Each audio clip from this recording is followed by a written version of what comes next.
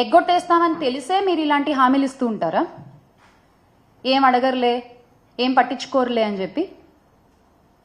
అలాగే బస్సు ప్రయాణాల గురించి కూడా చెప్పుకోవాలి మనం ఇక్కడ. ఉచిత బస్సు మా మహిళలందరికీ, ఆహా ఎంత సంబరపడ్డారో ఆ రోజున. ఉచిత బస్సు మహిళలందరికీ చక్కగా ఫ్రీగా ఎక్కేసి అటు ఇటు మనకి ఎటు కావాలంటే వెళ్ళొచ్చు అనుకున్నారు. కానీ అది కాస్త దసరా అన్నారు, అదైపోయింది. తర్వాత దీపావళి అన్నారు, అదైపోయింది. ఆ తర్వాత నూతన సంవత్సరానికి అన్నారు, అదైపోయింది. సంక్రాంతి కూడా వచ్చేస్తోంది.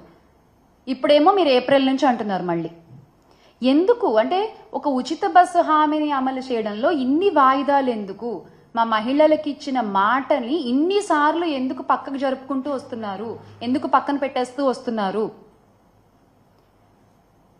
మహిళలనే కాదు, మహిళలు, రైతులు, విద్యార్థులు, నిరుద్యోగులు ఏ ఒక్క హామీ నెరవేర్చారండి? ఏ ఒక్క హామీ నెరవేర్చారు మీరు?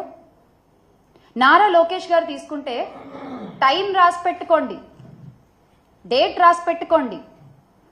2025 మేము జాబ్ క్యాలెండర్ రిలీజ్ చేస్తున్నాం. లోకేష్ గారు టైం రాసి పెట్టుకున్నాము, డేట్ రాసి పెట్టుకున్నాము. ఎక్కడ సార్? గౌరవ విద్యాశాఖ మంత్రి గారు ఎక్కడ జాబ్ క్యాలెండర్? ఒకసారి ఆ వీడియో కూడా చూద్దాం.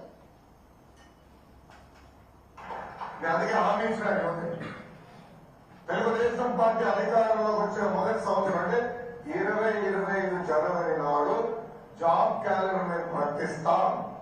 ఎన్ని ఉద్యోగాలు, ఎప్పుడు ఎగ్జామ్లు అవుతాయి, ఎప్పుడు ఇంటర్వ్యూలు అవుతాయి, ఎప్పుడు ఆఫర్ లెటర్ వస్తాయి, చాలా స్పష్టంగా జనవరి 1, 2025 మేము ఇస్తాం. సో ప్రభుత్వ ఉద్యోగాలు ప్రతి సంవత్సరం జాబ్ క్యాలెండర్ మేము ప్రకటిస్తాం. ఎన్ని ఉద్యోగాలు ఉంటాయి, ఎప్పుడు ఎగ్జామ్లు అవుతాయి, ఎప్పుడు రిక్రూట్మెంట్ లెటర్ వస్తుంది, ఇవన్నీ పక్కన పెడితే అసలు ఎప్పుడు ఈ హామీ వస్తుంది అని ఎదురు చూస్తున్నారు నిరుద్యోగులందరూ, రాష్ట్రంలో ఉన్న యువత అందరూ. యువగళం అంటూ నిరుద్యోగ భృతి 3000 అంటూ మీరు చేసిన ప్రచారం ఎంతమంది యువతలో ఆశలు రేకెత్తిచ్చిందండి? ఈ రోజున ఆశలన్నీ నీరుగారిపోతున్నాయి. అలాగే మహిళా సంక్షేమం గురించి మీరు చెప్పినటువంటి మాటలు అసలు 1 కాదు 2 కాదు నిజంగా. అంటే ఇన్ని మాటలు చెప్పొచ్చా? ఇంతలా నమ్మించొచ్చా? ఇంతలా షుగర్ కోటింగ్ వర్డ్స్ అంటారు, అలా చెప్పారు మీరు. అసలు నిజంగా ఏం చెప్పారండి? స్వయం సహాయక సంఘాలకు వడ్డీ లేని రుణాలు 3 లక్షల నుండి 10 లక్షల వరకు పెంచుతాము అని చెప్పారు, అది లేదు. ప్రత్యేక పథకం P4 మోడల్ మహిళలను ఆర్థికంగా బలోపేతం చేయడానికి చర్యలు, అది లేదు. అంగన్వాడీ కార్యకర్తలు లేదు. వాలంటీర్లకి న్యాయం చేస్తామన్నారు, అది లేదు. పండగ కానుకలు అన్నారు, పెళ్లి కానుకలు అన్నారు. పండగలు లేవు, పెళ్లిళ్ళు లేవు, ఒకటే పండగ ఒకటే పెళ్లి. ఇచ్చిన హామీలు ఎగ్గొట్టేయడం, అంతే కదా? ప్రజలేమో రోజు రోజుకి అన్యాయం అయిపోతూ ఉన్నారు. మహిళలకు ఇచ్చిన మాటలు గాల్లో కలిసిపోతూ ఉన్నాయి. మీ హామీలకి రెక్కలొచ్చి ఎగిరిపోతూ ఉన్నాయి. మీరు మాత్రం సంపద సృష్టి అని మాట్లాడుతూ ఉండండి. ఇన్నాళ్ళు సంపద సృష్టి అంటే రాష్ట్రానికేమో అనుకుని పొరబడ్డాం మేము. కాదు, సంపద సృష్టి అంటే మీకు అన్న విషయం మాకు మొన్న తెలిసింది. Congratulations on being the richest CM గౌరవ ముఖ్యమంత్రి చంద్రబాబు నాయుడు గారు. సంపద సృష్టి అంటే ఇదా?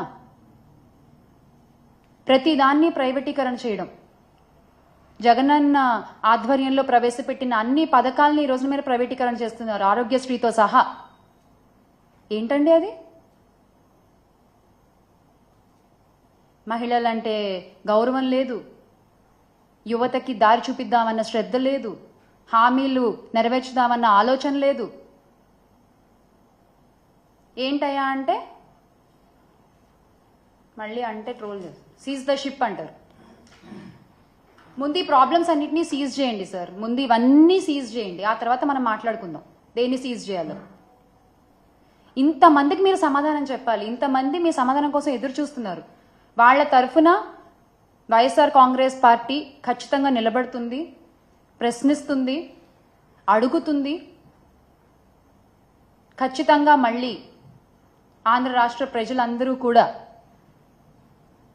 మా పార్టీ అధ్యక్షులు గౌరవ శ్రీ వైఎస్ జగన్మోహన్ రెడ్డి గారిని అధికారంలో కూర్చోబెడతారు.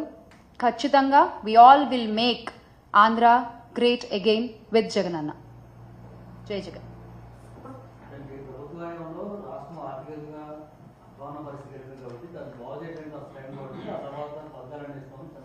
ఆర్థికంగా అధ్వాన పరిస్థితికి ఎలా వెళ్ళిందంటారండి?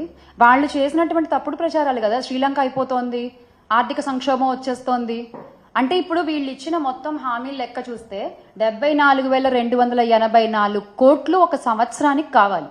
ఎక్కడి నుంచి తెస్తారండి?